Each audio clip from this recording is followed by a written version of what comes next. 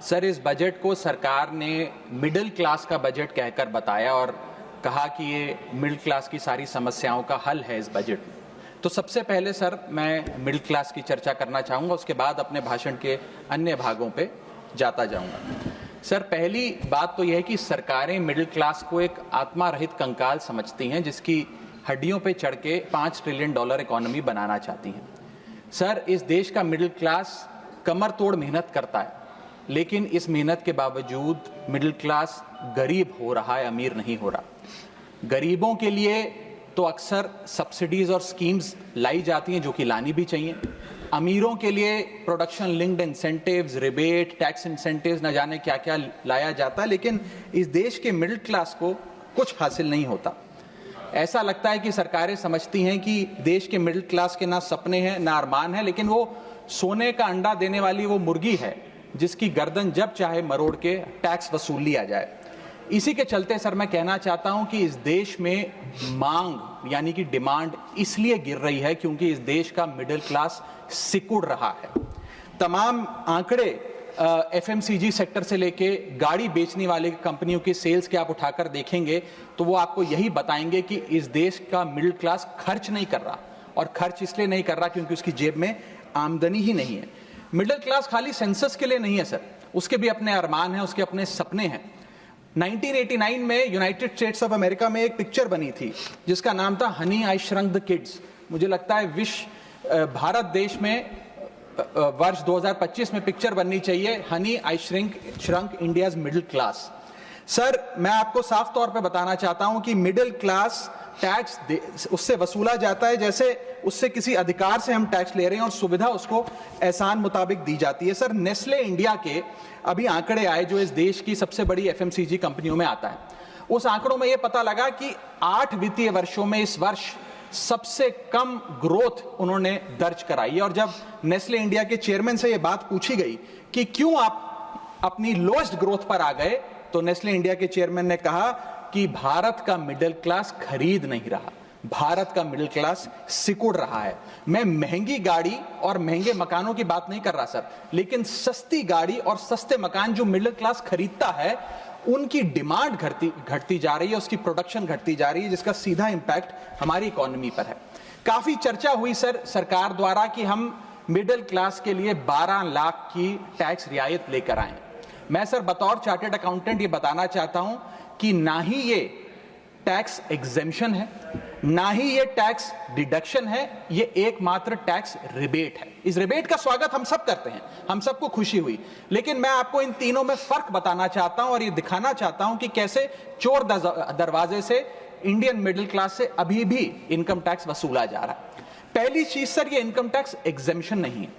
Exemption होता है जैसे एक सोर्स ऑफ इनकम पर इनकम टैक्स लगे ही ना, जैसे कि इस देश में एग्रीकल्चरल इनकम, खेती बाड़ी से जो कमाई होती है उस पर कोई इनकम टैक्स नहीं लगता। ये वो नहीं है। ये टैक्स डिडक्शन भी नहीं है। टैक्स डिडक्शन होता है कि फर्ज करिए आपने साल में 15 लाख रुपए कमाए, इनकम टैक्स डिडक्शन आपको 12 लाख रुपए की मिली, तो 15 घटा 12 3 लाख पर आपको इनकम टैक्स देना पड़ेगा। ये टैक्स डिडक्शन भी नहीं है, ये टैक्स रिबेट है। यानी कि 12 लाख तक अगर आपने पैसा कमाया साल में तो आपको इनकम टैक्स नहीं देना, लेकिन जैसे ही 12 लाख से ज्यादा, फर्ज करिए आपने 12 लाख 1,000 रुपए कमाया, तो पूरे 12 लाख 1,000 पे आपके स्लैब अनुसार आपसे इनकम टैक्स वसूला जाएगा। और दूसरी चीज, कैपिटल गेन्स पे, यानी कि अगर आप अपने कोई मकान बेचते हैं, सोना बेचते हैं, इक्विटीज बेचते हैं, शेयर्स बेचते हैं, उस पर जो कैपिटल गेन पे, मुनाफे पे लगता है टैक्स, वो इस 12 लाख की सीमा में नहीं आएगा, उस पे आपको अतिरिक्त टैक्स देना पड़ेगा। सर, लेकिन इस 12 लाख की रियायत से कितने लोगों को भारत देश में फायदा हुआ, यह भी समझने की आवश्यकता है। हम 140 करोड़ की आबादी वाले देश में रहते हैं, जिसमें मात्र 8 करोड़ लोग इनकम टैक्स की रिटर्न भरते हैं, और इन 8 करोड़ लोगों में से मात्र 3 करोड़ लोग इनकम टैक्स भी भरते हैं। यानी कि 8 करोड़ लोग इनकम टैक्स की रिटर्न भरते हैं, 5 करोड़ लोग जीरो इनकम दिखा के अपनी इनकम टैक्स की रिटर्न भरते हैं, जीरो टैक्सेबल इनकम, और उनसे कोई इनकम टैक्स नहीं वसूलती। लेकिन जो बाकी 3 करोड़ बचे, मात्र वो ही इनकम टैक्स भरते हैं। तो किन लोगों का फायदा हो रहा है, यह भी समझने की आवश्यकता है। और इसका मुकाबला आप करिए सर, सीएमआई का डेटा बताता है कि इस देश में कंजम्पशन के आधार पे 43 करोड़ इंडियन, 43 करोड़ भारतीय भारत की मिडिल क्लास में आते हैं। 43 करोड़ में से मात्र 2 से 3 करोड़ लोगों को ही इसका फायदा होने जा रहा है। उसका हम स्वागत करते हैं, लेकिन बाकियों के लिए क्या?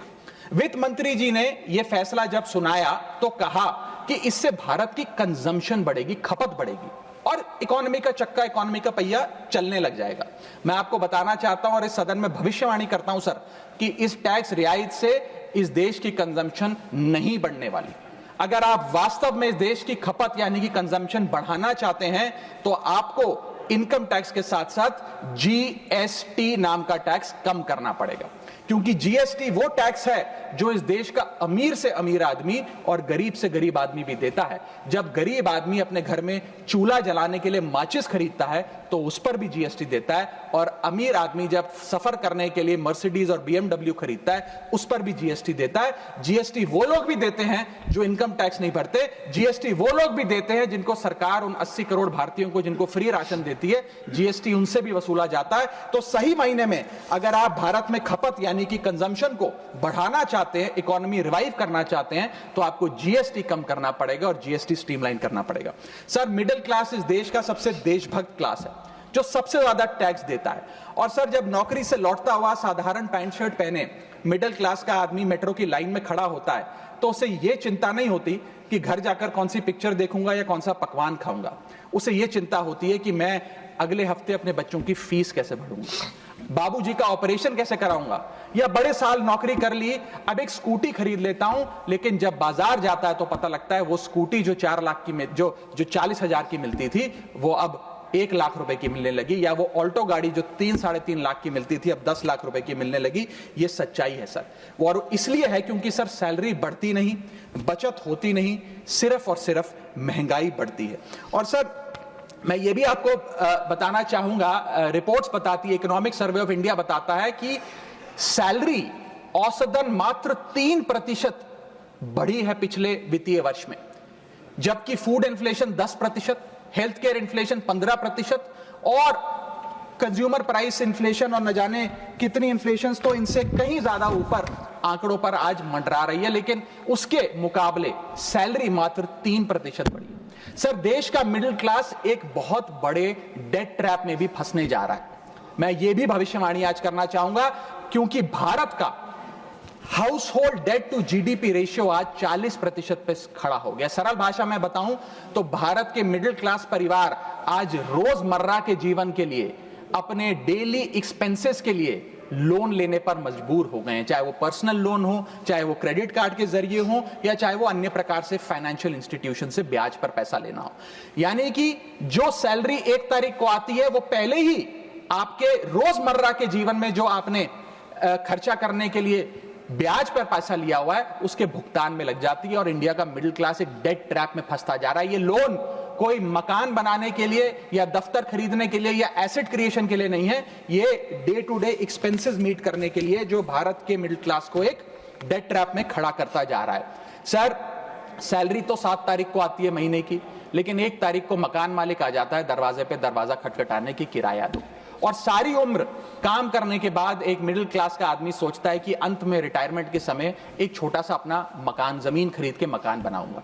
जमीन खरीद के मकान बनाना तो छोड़िए सर, आज रियल एस्टेट के प्राइसेस, आपकी अर्निंग्स, मिडिल क्लास की अर्निंग्स के मुकाबले इतने ज्यादा हैं कि रिटायरमेंट 2-3 जन्म काम करने के बाद, रिटायरमेंट लेने के बाद भी शायद वो 2 BHK अपार्टमेंट भी नहीं खरीद पाएगा। इसीलिए मिडिल क्लास आज सरकार को वो गाना सुनाना चाहता है कि सारी उम्र हम मर मर के जी लिए, एक पल तो अब हमें जीने दो। सच्चाई यह है सर कि मिडिल क्लास के घरों में जब कभी शादी का कार्ड आता है तो चिंता हो जाती है कि सगन में कितना पैसा देना पड़ेगा, और साथ ही साथ नया सूट सिलवाना पड़ेगा, ट्रेन का खर्चा हो जाएगा, एटसेट्रा।